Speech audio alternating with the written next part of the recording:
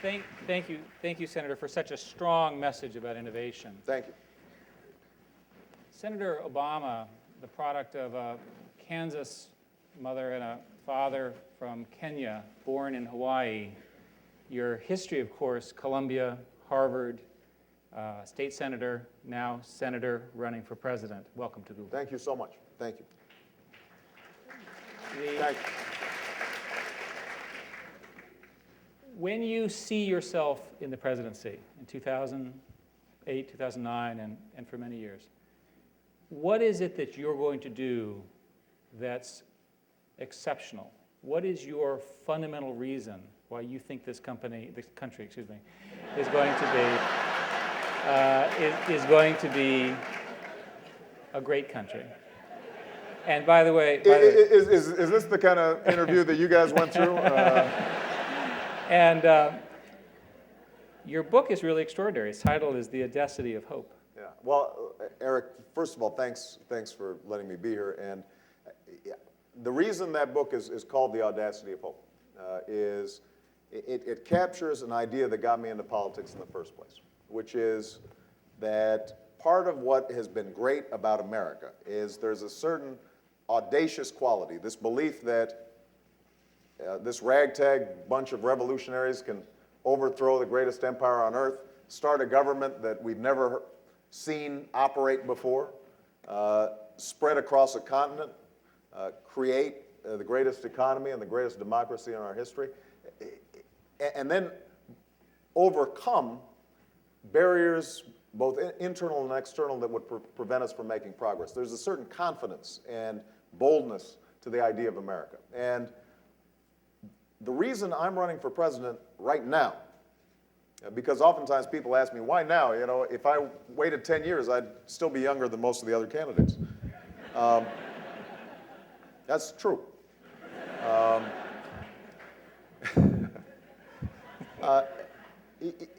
Is because I think we are at a defining moment in our history. Our nation is at war. The planet is in peril. Ordinary Americans are working harder for less. They feel as if the dream the generations fought for is slowly slipping away. Their costs for everything from healthcare to college have gone up. They're finding it more difficult to save, difficult to retire, and they don't feel as if anybody in Washington is listening to them. And when I made the decision, I sat down with my wife and I asked myself three questions. One, could my family survive the rigors of a presidential campaign? And because my wife is exceptional and my children are above average, we figured we could do it. And they've been great. That's also true. The second question we asked was, could we win? And we determined that we could. But the third question was, I asked myself the question you asked, because I think so much is at stake right now that running for president can't be about just ambition this time. There's got to be a rationale. And what I concluded is this. I believe I can more effectively bring this country together to solve problems than any other candidate. And you know, we have seen a gridlock where 45% of the country is on one side, 45% of the country is on the other. You've got 10% in the middle. They all live in Ohio and Florida, apparently. And so political contests just become beating down the other side and eking out a victory one way or the other. But you can't govern. And the problems we face, whether it's climate change or healthcare or our standing in the world, are so enormous that we have to govern. We have to make good decisions. So that's number one. Number two is I have taken on the special interests in the past and have won. And I've got an instinct, a bias to push against the status quo, which I think is really needed right now because Washington has become captive of special interests that are making decisions not based on reason, not based on competition, not based on innovation, but all too often based on who's got the most juice, who's got the most clout. And that has to change. And the third thing, and this is the last thing, is you mentioned my background. I was shaped by a new global perspective. I grew up in Hawaii. I lived in Indonesia. I have family all around the globe. And the damage that's been done over the last 7 years in our standing in the world is so significant that we have to have the next president engage in a level of personal presidential diplomacy that I think is unmatched, at least since World War II. And I believe that the day I'm inaugurated, not only does the country look at itself differently, but the world looks at America differently. And I'm able to go to Africa and speak to them about development and problems of corruption and our obligations towards that continent. And I can say, I've got a grandmother in a small African village without electricity or running water. So I have a level of credibility that no other president could match. If I go to a Muslim leader, I can speak to them, I can say, I am a Christian, but I lived in the country with the largest Muslim population in the world. And so I don't assume a clash of civilizations. I think that there's something we have in common that we can potentially build on. And I have a level of credibility that no other president has. That, I think, is what's going to be necessary to lead us out of the problems that we're in right now.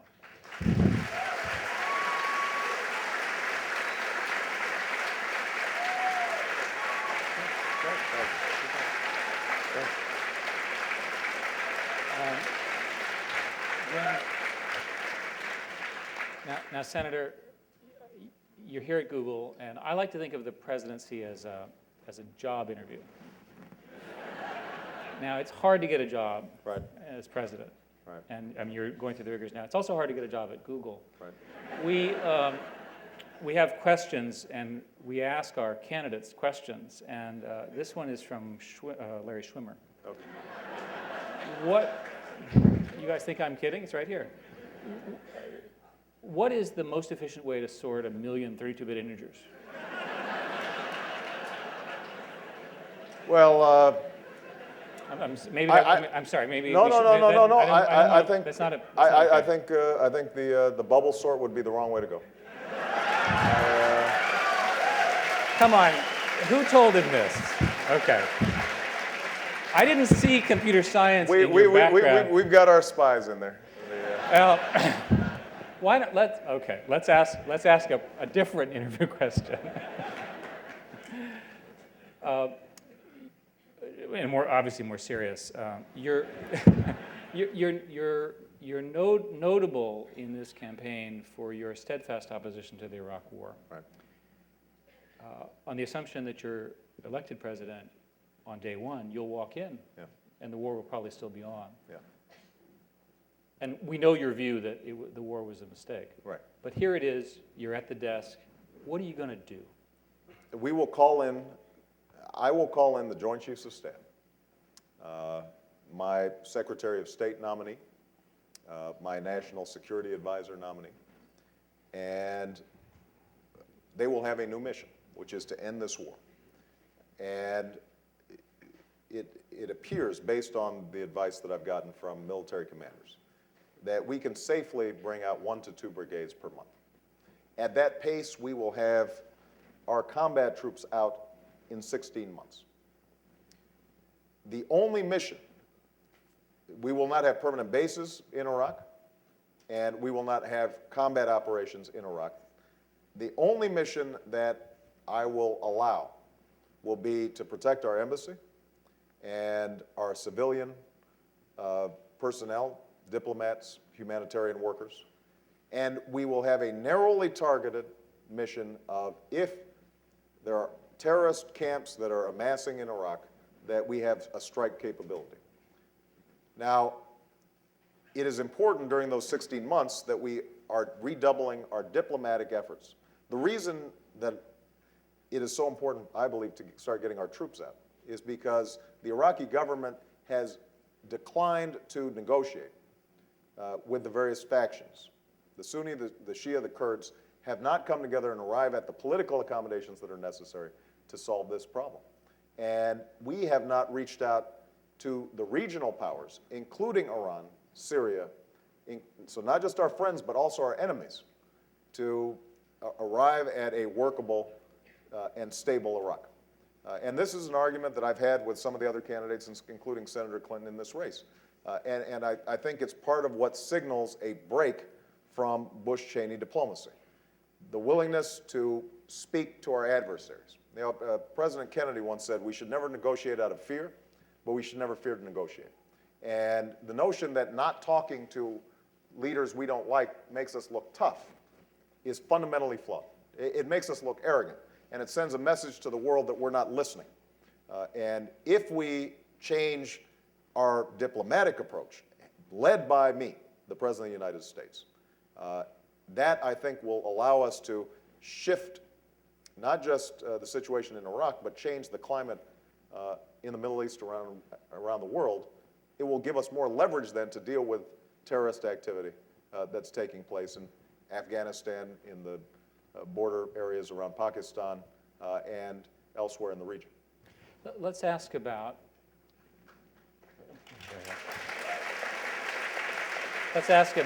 Iran, Guantanamo, Right. Pakistan. Give us your sense as leader what you would do with all of those issues. I will talk to Iran directly. That does not mean that we will be conceding any positions with Iran. It means that we will listen and see where we can find common ground. I think Iran is a grave threat to security. If they develop nuclear weapons, they could trigger another arms race in the Middle East. It is indisputable that they have assisted Hezbollah and Hamas in terrorist activity. And you know, their language when it comes to Israel is unacceptable. But what is also true is that we have repeatedly rebuffed gestures that might allow for some resolution of these conflicts in a non-military way. And so for us to say to them, you stand down on the nuclear issue and you may be able to join the World Trade Organization. You stop supporting terrorist activity, we are in a position to start normalizing relations. Having those conversations face to face are important. It may be Ahmadinejad rejects them, but it will send a message to the Iranian people that they are not our enemy, and it sends a message around the world that we are doing business differently. President Sarkozy, I know you just met with Eric, he was quoted in the New Yorker a while back, and he said, as he was asked, what's the most important thing America could do to help you? And he said, be more liked. Be more liked. You know, and he wasn't joking, because when our standing is low, it gives us less leverage. We can't negotiate and maneuver. Many people are concerned probably here about the genocide in Darfur. We would be in such a stronger position to ensure there was a protective force on the ground and to save people's lives if we had more credibility and more trust, so that the Khartoum government couldn't say that, oh, we're just trying to invade another Muslim country. So that's on Iran. Pakistan.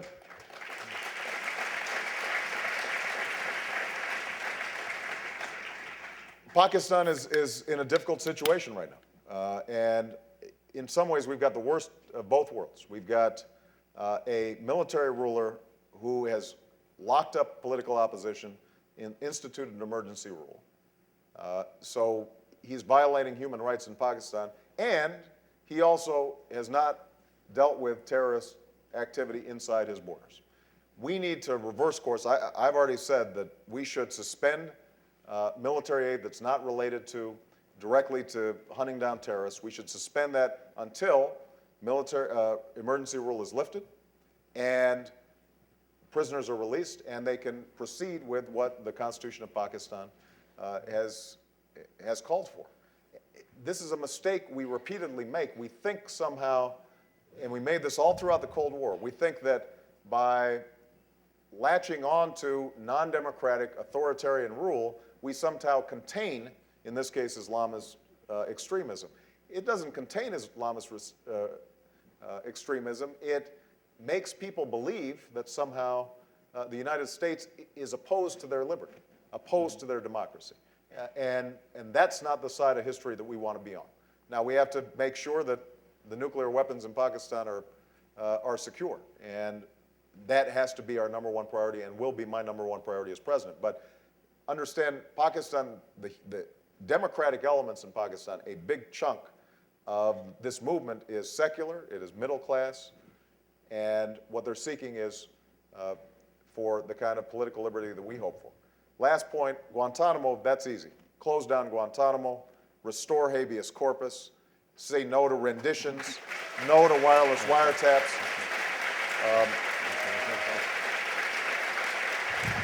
You know, part of my job as the next president is to break the fever of fear that has been exploited by this administration.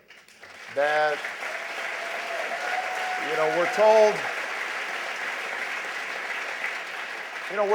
we're told that we should be afraid of terrorists and immigrants and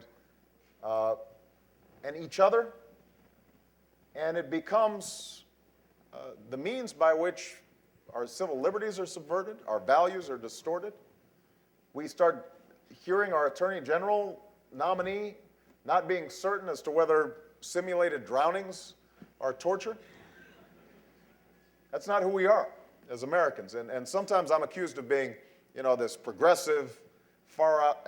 I'm conservative in the sense that I want us to get back to those values that were essential to building America. So,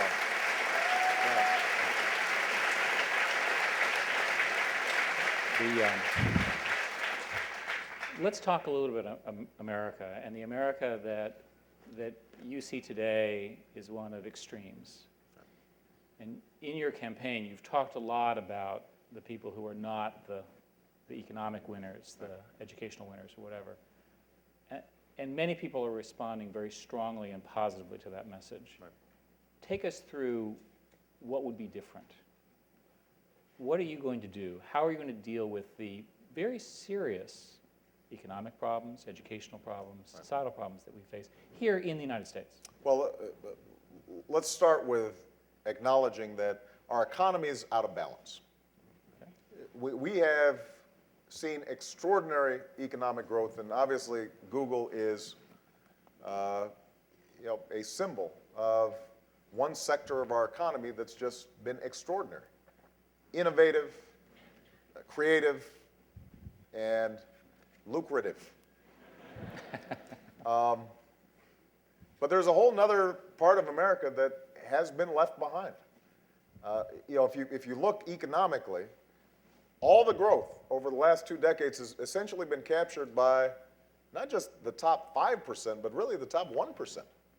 And the average American worker's wages and incomes have flatlined. They're not making progress. And they feel anxious about it, and because they feel anxious about it, they are afraid of globalization. And that fear has been fed by our politics. Now, my strong belief is that globalization is here to stay, and it is a powerful potential tool for good. But we have to make sure that everybody has the ability to access what's good about globalization. And right now, people are locked out. So very specifically, what would I do? I would transform our education system, and that means that we invest in early childhood education to close the achievement gap that exists right now.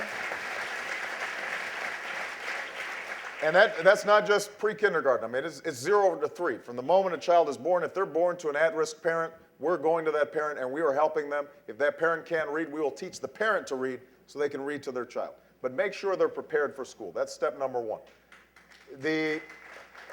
In terms of K through 12, we know that the most important element, other than the parent, in the child's learning is the teacher. So I will be a president who stops talking about how great teachers are and actually starts rewarding them for being great by paying them more money.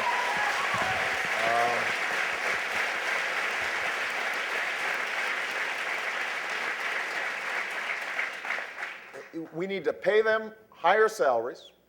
We have to give them more professional development, especially in their early years where they start. And we have to change how we assess progress for teachers, because No Child Left Behind has created a situation where people are being taught just to standardized tests. They're not being taught art, they're not being taught music. It is stifling for the teacher and for the student. Now, we have to have high standards, but those standards have to build on what is best about the American education system, which is innovation and creativity. So that we have to take care of. We have to make college way more affordable. And one way I will immediately do that is get banks and financial institutions out of the business of providing student loans. You can take billions of dollars of profits with a direct loan program. So that's on the education front. We have to make investments in broadband line and infrastructure so that we are competitive. There has to be lifelong learning available so that people can continually retrain. I mean, I will steal a phrase from, I think it was Tony Blair, who said that we can't guarantee employment for everybody, but we can guarantee that everybody is employable. And that means that people have to be able to constantly transition in terms of their ability to adapt to new circumstances. And technology can play a critical role in that, but we've got to make sure that it's accessible and available to every person. And the last point I would make is that we've got to rebuild our social safety net that has not been adapted since FDR. So we've got to make sure that health care is available even when you lose your job, that you have a retirement account that follows you with the job. Part of the reason we're an innovative society is that we've always felt that, you know what, if we take a risk and we make a misstep, that there's some cushion there for not just us, but for our families as well. And that's why universal health care is so important. That's why creating new systems to help people save is so important, so that it will actually spur on people's willingness to take risks in the marketplace. Right now, they don't feel as if they're able to do so.